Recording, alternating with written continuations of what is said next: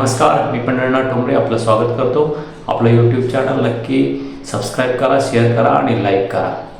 महायुती सरकार सत्तेत येऊन 3 महिने उलटले आहे। महायुती सरकार सत्तेत येण्यासाठी देवेंद्र फडणवीस भाजपाचे जे विद्यमान मुख्यमंत्री आहेत त्यांनी निवडणुकीच्या दरम्यान शेतकऱ्यांना आपलं भाजपाचं सरकार आल्यास शेतकऱ्याचा सातबारा कोरा करू, शेतकऱ्यांना कर्जमाफी करू असं एक आश्वासन दिलं होतं। त्यामुळे भाजपाचं सरकार हे बहुमताने राज्यामध्ये आलं आणि आता भाजपाचं महायुतीचं सरकार राज्यामध्ये आल्याने शेतकऱ्यांना पुन्हा एकदा आपली कर्जमाफी होईल का ही एक आशा लागून आहे। गेल्या 3 महिन्यापूर्वी राज्यात महायुतीचं सरकार आलं, त्यानंतर नागपूर येथे एक हिवाळी अधिवेशन राज्य शासनाचं झालं। यामध्ये विरोधकांनी काँग्रेसने महायुती सरकार आता सत्तेत आलं आहे, त्यांनी जाहीरनाम्यामध्ये जी आश्वासने दिलेली आहेत ती पाळावी अशी एक मागणी केली। आणि यामध्ये सर्वात महत्त्वाचा मुद्दा म्हणजे लाडली बहिणीला शासनाने जे 1,500 रुपये मंजूर केलेले आहेत ती महायुतीचं सरकार आल्यानंतर ते 2100 करू असं एक आश्वासन दिलेलं आहे। आणि दुसरं आश्वासन अत्यंत महत्त्वाचं ते म्हणजे शेतकऱ्यांच्या जीवना मरणाशी निगडित असं एक आश्वासन आहे आणि ते म्हणजे शेतकऱ्यांच्या कर्जमाफीचं शेतकऱ्यांचा सातबारा कोरा झाला पाहिजे अशी एक प्रमुख मागणी ही गेल्या अनेक वर्षापासून शेतकऱ्यांकडून होत आहे। शेतकरी मोठ्या आर्थिक संकटात सापडलेला आहे। शेतकऱ्यांची नापिकी वाढली आहे, पाऊस योग्य नाही आणि झाला तर अति होतो, अतिवृष्टीमुळे शेतकऱ्यांच्या पिकाचं नुकसान होतं आणि या दोन्ही तावडीतून शेतकरी वाचला, त्याचा माल वाचला तर त्या शेतीच्या मालाला भाव भेटत नाही, तो कवडीमोल भावामध्ये शेतकऱ्यांना विकावा लागतो। त्यामुळे जास्तीचा खर्च आणि उत्पन्न कमी अशा दुहेरी संकटामध्ये शेतकरी सापडलेला आहे आणि त्यामध्ये कर्जाचा डोंगर, या कर्जाच्या डोंगरामुळे जो कर्जाचा डोंगर शेतकऱ्यांच्या अंगावर आहे तो दिवसेंदिवस वाढत आहे।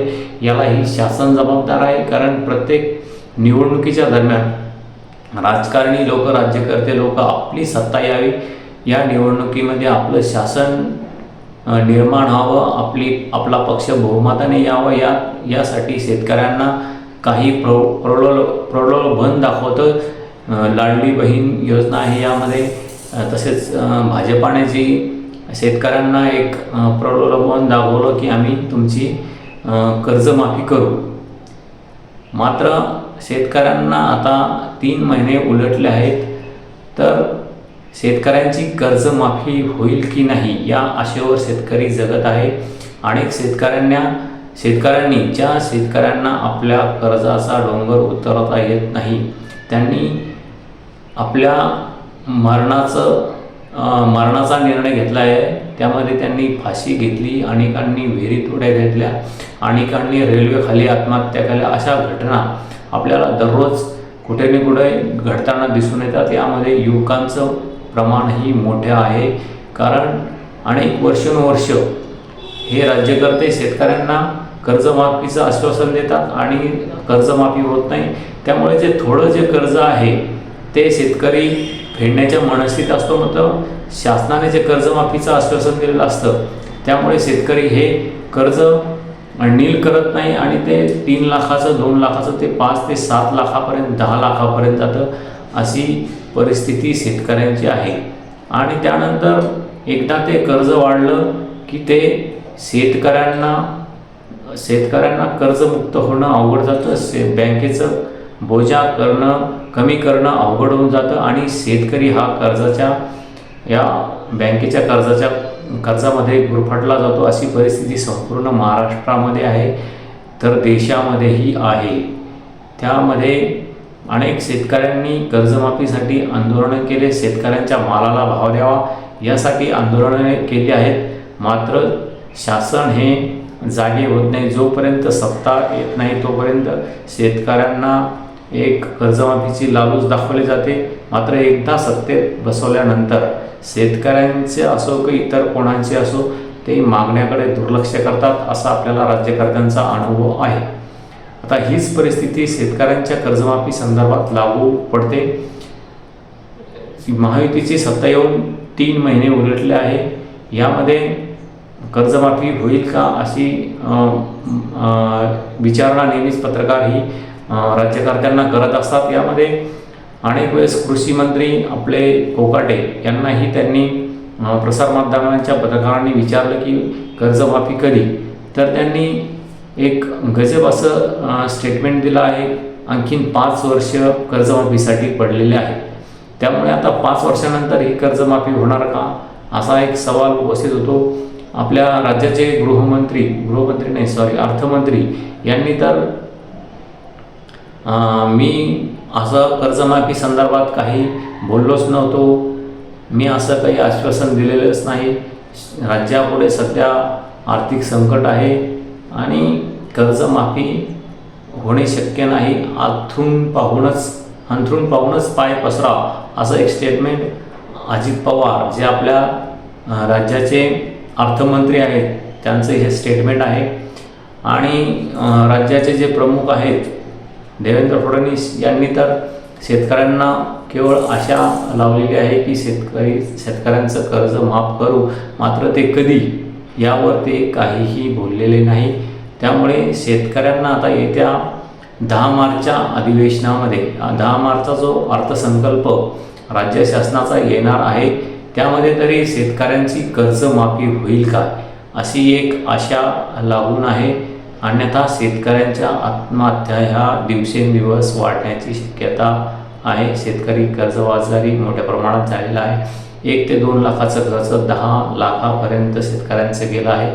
त्यालाही शासन जबाबदार आहे, कारण शासन निवडणुकीच्या तोंडावर कर्जमाफीचं आश्वासन देतं आणि त्यानंतर कर्जमाफी होत नाही, शेतकरी कर्ज भरत नाही आणि हा कर्जाचा डोंगर वाढतो. अनेकांची मागणी आहे जे नियमित कर्ज भरतात त्यांची तरी कर्जमाफी करा.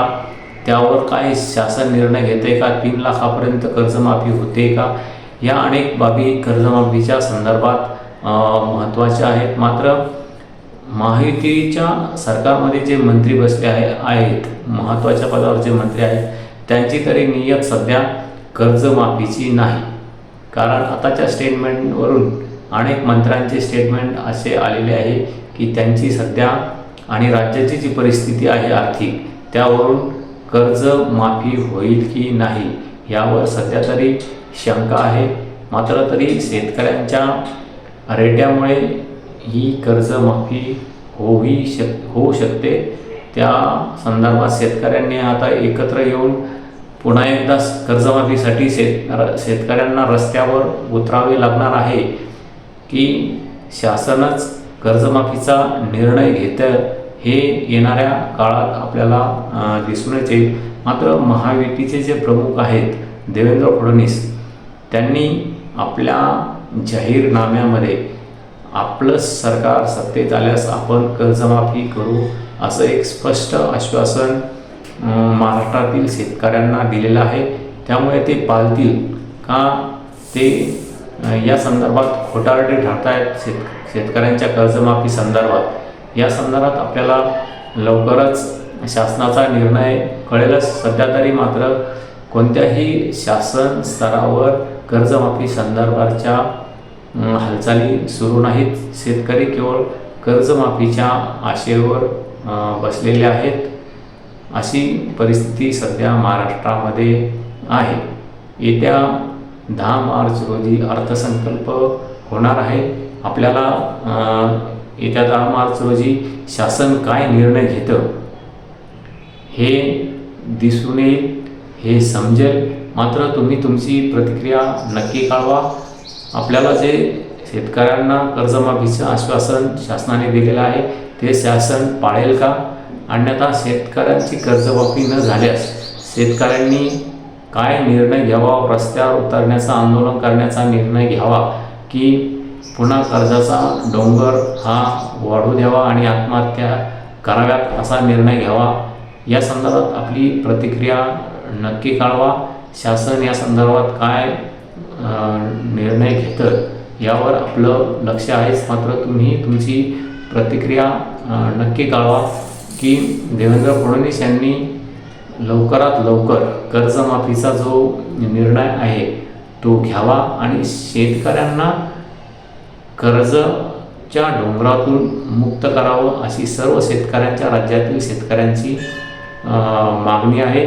ती देवेंद्र फडणवीस हे पूर्ण करतील अशी आपल्या सर्व शेतकऱ्यांची मागणी आहे.